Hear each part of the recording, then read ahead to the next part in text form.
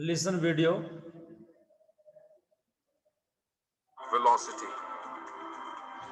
Imagine a cannon shooting upwards in the sky. You will notice that it goes up to a certain height and falls. Let's try again. One more time, but with a lot more power. If somehow we can manage to shoot the cannon with very high velocity so that the body escapes Earth's gravity, then this velocity is known as escape velocity. एक बार दोबारा सुनो. What is escape velocity? Imagine a cannon shooting upwards in the sky. You will notice that it goes up to a certain height and falls. Let's try again. One more time, but with a lot more power.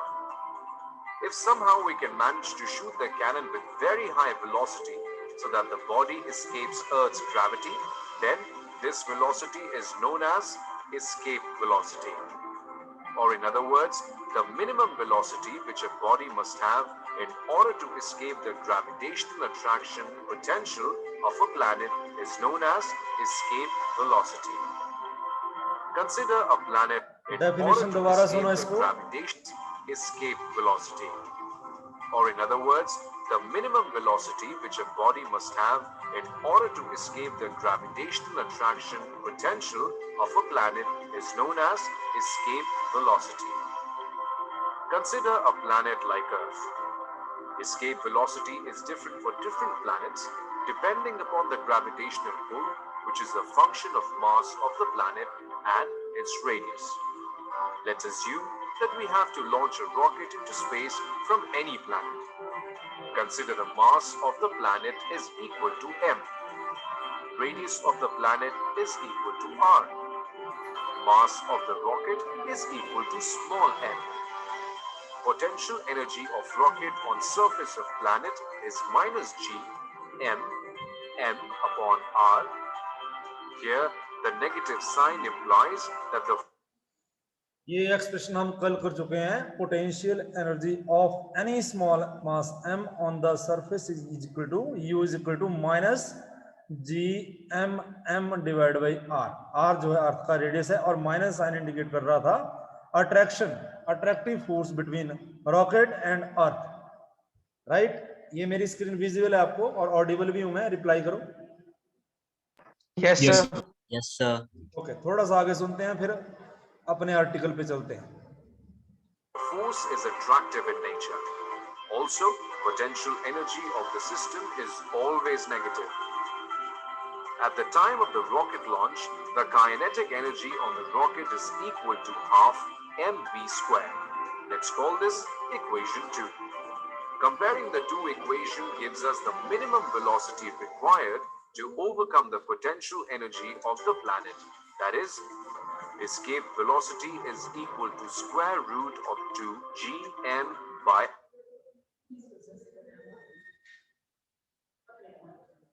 r. From this relation, we can note that the escape velocity is independent of the mass of the rocket. It only depends on the mass.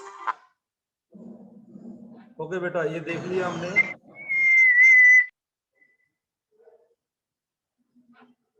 मेरी screen visible है. Yes, sir. Yes, sir. हमारा question है what is escape velocity. Obtain an expression for escape velocity of a body from earth surface, from surface of earth. ये हमारा topic है. This is very important topic. तो the minimum velocity with which a body must be projected vertically upward in order that it may just escape the gravitational field of the earth. जैसे suppose करो अर्थ से मैंने कोई ball ऊपर throw की, फिर वो वापस आ जाती है, लेकिन अगर मैं उसको इतना वेलोसिटी दे दूं कि वो अर्थ के ग्रेविटेशन को क्रॉस कर जाए, तो फिर वो उस वेलोसिटी को, जिस वेलोसिटी से हमने लॉन्च किया ऑब्जेक्ट को, that velocity is known as escape velocity. Suppose that this is denoted by VE, escape velocity V. Let us suppose that इसके लिए मान लेते हैं R अर्थ है, अर्थ का मास कैपिटल M है, R is the radius of the earth. तो let हम एक्सप्रेशन डिराइव कर रहे हैं इसके लिए, let capital M is equal to mass of earth, mass of earth या कोई भी प्लेनेट मान सकते हैं हम, and capital R is equal to radius of earth, radius of earth. अब इस मास को, ये जो मास है इसके सरफेस पे, मास रॉकेट हो सकता है या कोई ऑब्जेक्ट, और इसको हम थ्रो करें अपवर्ड डायरेक्शन में फ्रॉम सरफेस एस, एस से हम थ्रो करेंगे, ये फिर ऊपर पी पॉइंट तक जाएगा, उसके बाद ये क्यू पॉइंट तक, और ये अर्थ की ग्रेविटी से बाहर निकल जाएगा, इनफाइनाइट डिस्टेंस पे चला जाएगा। तो इसके लिए कितना मिनिमम वेलोसिटी जो है हमें चाहिए, ये हम कैलकुलेट करेंगे। Let a small mass m at surface of earth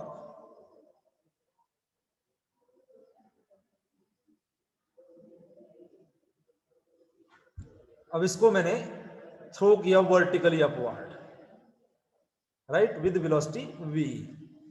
तो जब ये स्मॉल मास अर्थ के सरफेस से p पॉइंट तक गया, at point p, at point p F is equal to force of attraction, अभी ग्रेविटी के दायरे के अंदर है तो फोर्स ऑफ अट्रैक्शन होगी, force of attraction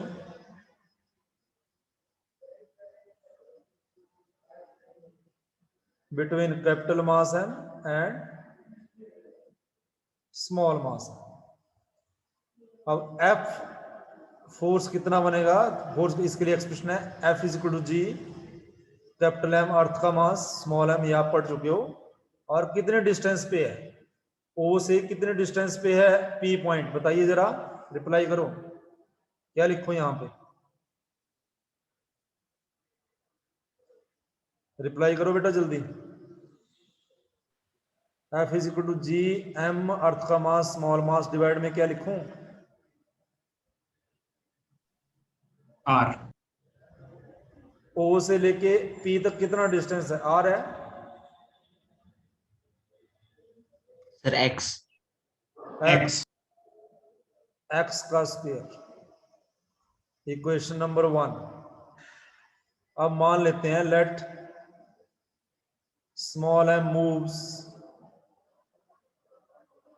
from P to Q through displacement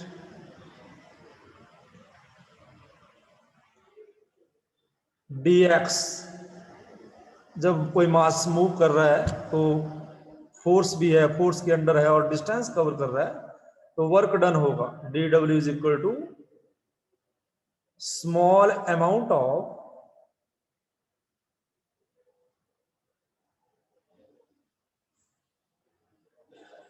work done in moving small mass m from P to Q through small displacement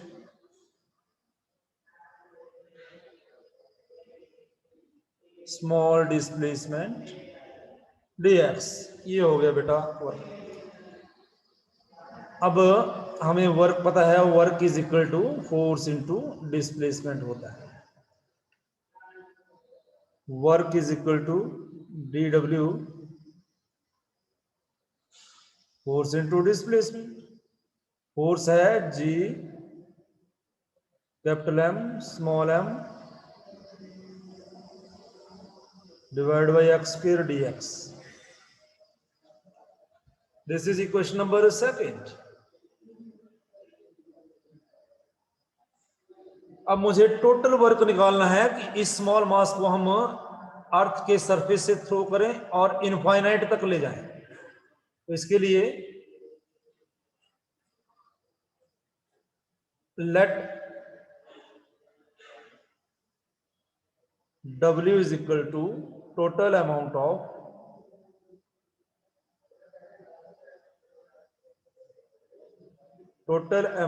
work done in displacing mass m from surface of earth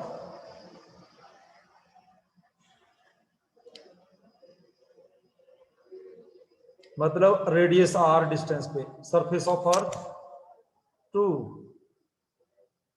out of gravity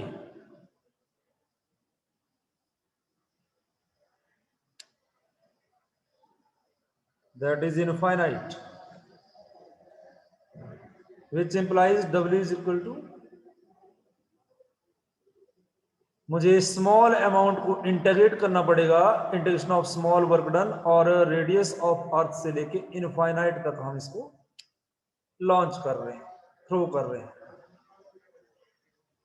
it is equal to R to infinite. DW का value है G MM divide by x square dx. Capital G पे rule नहीं लगेगा, constant quantity को हम integration के बाहर निकाल लेते हैं. Integration R to infinite x का पावर -2 dx. अब मैं यहाँ फॉर्मूला यूज करूंगा x का पावर n dx, जो होता है x का पावर n+1 divide by n+1. It is equal to G MM. अब जब फॉर्मूला लग गया तो इंटीग्रेशन का सिंबल हट जाएगा. x की पावर n है -2 + 1 डिवाइड बाई -2 + 1. लिमिट है R से infinite. So total amount of work done जो मेरे पास आएगा that is equal to G MM, और मेरे पास बचा x की पावर ये -1 डिवाइड में -1 R से infinite. It is equal to G MM और डिवाइड में ये -1 हमने बाहर निकाल लिया, अंदर बचा सिर्फ 1/x R to infinite. It is equal to -GMM. अब हम पुट करेंगे अपर लिमिट 1/x की जगह 1/इनफाइनाइट -1/x की जगह R. Upper limit minus lower limit.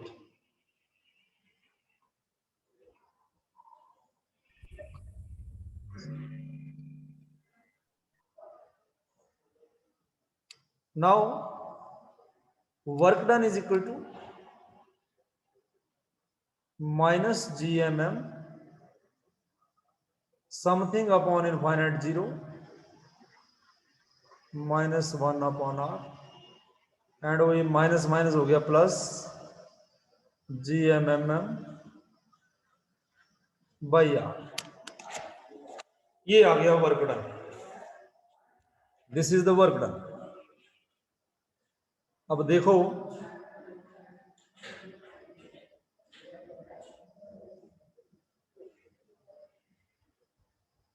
ये दिस इज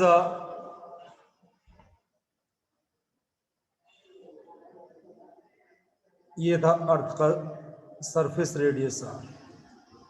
इस पॉइंट पे सरफेस पे मेरी स्क्रीन विजिबल है ना बेटा? Yes sir. Yes sir. जब ये जो मास है इसकी पोटेंशियल एनर्जी U थी -GMM बाई R. जब हम ऊपर जाने लगे, कल मैंने आपको बताया था, मान लो ये वैल्यू -25 जूल है. जब यहां पे पहुंचे तो ये वैल्यू -5 जूल रह गई. जब हम और ऊपर चले गए तो ये वैल्यू 0 जूल आ गई. राइट. या फिर मैं 0 जूल से पहले 1 जूल आ गई. अब प्लस में आ गया आंसर. तो यहां पे अट्रैक्शन खत्म हो गई. U is equal two plus में आया आंसर GMM बाई R. अब अट्रैक्शन जब खत्म होगी तो ऑब्जेक्ट जब आगे निकलेगा इनफाइनाइट डिस्टेंस पे, जब इसको क्रॉस कर जाएगा, इसका सीधा सीधा मतलब है कि इसके पास इतनी काइनेटिक एनर्जी थी, kinetic energy is equal to half mv square.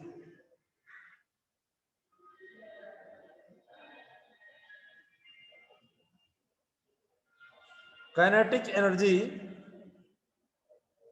इसको मैं U लिख देता हूं, potential energy. Work is stored as a potential energy. अब मैं लिखूंगा यहां, let the mass will cross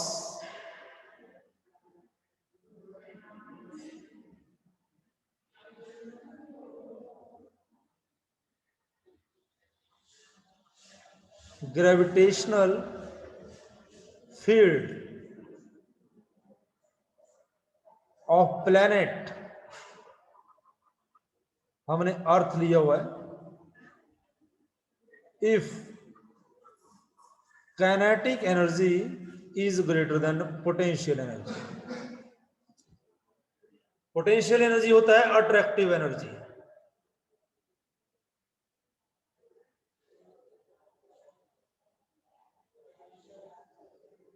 और हम यहां कंडीशन लगाते हैं kinetic energy is equal to exactly potential energy, तो ये बाहर चला जाएगा, एस्केप कर जाएगा। काइनेटिक एनर्जी है हाफ mv स्क्वायर, और v को मैंने लिखा ve, इसको इसलिए लिखा एस्केप वेलोसिटी है।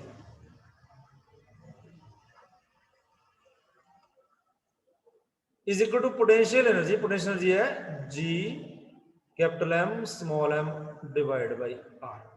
ये सबसे इंपॉर्टेंट कंडीशन लिखी गई इस कॉन्सेप्ट की, दिस इज अ लॉजिक, ये लॉजिक है इसके पीछे। सैटेलाइट क्रॉस कर जाएगा अगर उसको इतनी काइनेटिक एनर्जी दी जाए कि वो अट्रैक्टिव फोर्सेस को क्रॉस कर ले।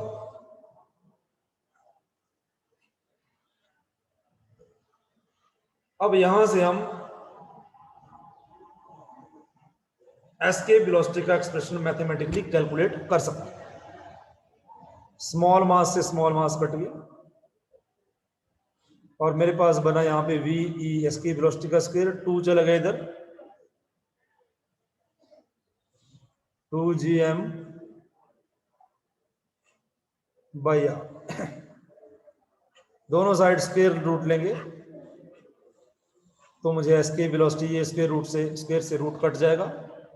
एस्केप वेलोसिटी का एक्सप्रेशन मेरे पास आया, V escape velocity is equal to root 2gm divide by R, escape velocity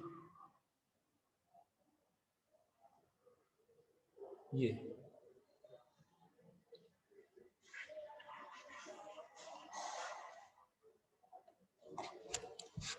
अब I know that expression for acceleration due to gravity is equal to gm by r square। यहां से मैं gm की value को निकालूंगा, gm की value बनी gr square, और ये जो gm की वैल्यू है इसको यहां पे पुट करेंगे। एस्केप वेलोसिटी कितना बना, रूट 2, gm का वैल्यू है gr square, gr square divide में r से r कट गया, और एस्केप वेलोसिटी बना root 2gr। This is the final expression. एक एक्सप्रेशन ये आ गया एस्केप वेलोसिटी के लिए, एक ये आ गया। Escape velocity is directly proportional to radius of the planet, radius planet, और escape velocity is directly proportional to root of gravity. तो कंक्लूजन मेरे पास आ गए। अब हम मैथमेटिकली ये कैलकुलेट कर सकते हैं कि अर्थ के सरफेस पे एस्केप वेलोसिटी मुझे कितनी देनी चाहिए सैटेलाइट को लॉन्च करने के लिए। अर्थ के सरफेस पे ये आएगा v is equal to root 2 into gravity की वैल्यू जो अर्थ के सरफेस पे है वो है 9.8, और रेडियस ऑफ अर्थ जो है वो है 6.4 इंटू 10 रेज टू पावर 6 होगा ये, 6.4 इंटू 10 रेज टू पावर 6 ये आ गया। अब इसका कैलकुलेशन करने के बाद जो आंसर आएगा इसके वेलोसिटी का वो आएगा 11.2 into 10 raise to power 3 metre पर सेकंड। अगर हम किलोमीटर में देखें तो इसकी velocity is equal to 11.2 kilometre पर सेकंड। अर्थ के सरफेस पे मुझे इतना वेलोसिटी से लॉन्च करना पड़ेगा सैटेलाइट को 11.2 किलोमीटर पर सेकंड। अगर वो स्पीड से चलता है तो वो अर्थ के ग्रेविटेशनल पुल को क्रॉस कर जाएगा। For surface of earth it's value is 11.2 kilometre पर सेकंड। लेकिन ये अर्थ के सरफेस पे है, बाकी प्लेनेट के लिए इसकी वैल्यूज अलग होगी। बाकी प्लेनेट की अगर मैं बात करूं, अगर हम मून की बात करें तो एस की वेलोसिटी मून पे,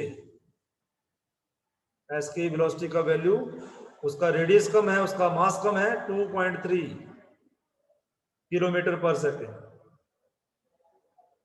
अगर मैं मरकरी की बात करूं तो इसके ऊपर एस की वेलोसिटी 4.28 किलोमीटर पर सेकंड। अगर हम अर्थ की बात करें तो बता दिए जुपिटर थोड़ा ज्यादा लगेगी, इसका साइज बड़ा है, मास ज्यादा है। जुपिटर पे इसकी वेलोसिटी 60 किलोमीटर पर सेकंड। सन यहां पे और भी ज्यादा लगेगी, इसका साइज और मास बहुत ज्यादा है, 618। और सबसे ज्यादा neutron star,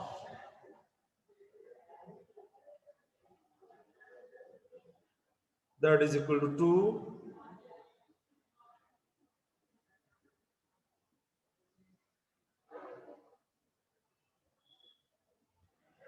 into 10 raise to power 5 के आसपास किलोमीटर पर सेकंड। ये एस की वेलोसिटी है। एस की वेलोसिटी डिपेंड करती है √2gr। ये इसका एक्सप्रेशन है कि ये याद रखें और एक ये याद रखें। अंडरस्टैंड बेटा? कोई doubt? Any doubt? No sir. Okay, कल हम टॉपिक नंबर 2 करेंगे, ऑर्बिटल वेलोसिटी। ऑर्बिटल वेलोसिटी कल हम करेंगे।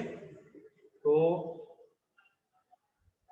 कल का टॉपिक करने से पहले एक बार हमने इस चैप्टर में क्या क्या कर रखा है, अभी क्या क्या पढ़ रखा है, वो हम रिवाइज कर लेते हैं। Let us revise.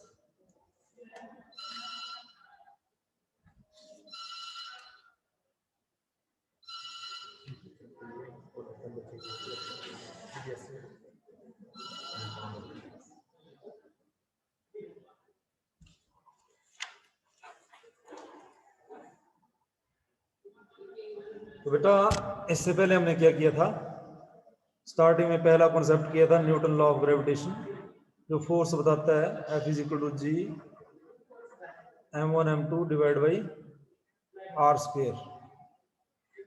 उसके बाद नंबर 2 पे हमने acceleration due to gravity gm by r square. Number 3 article किया हमने variation of gravity with height is equal to G into 1 minus 2h by r। Number 4 article किया हमने gravity with the depth G into 1 minus D upon r। और पिछले कल potential energy किया था U is equal to minus GMM by r। आज escape velocity किया, that is equal to √2gr और √2gm बाई r।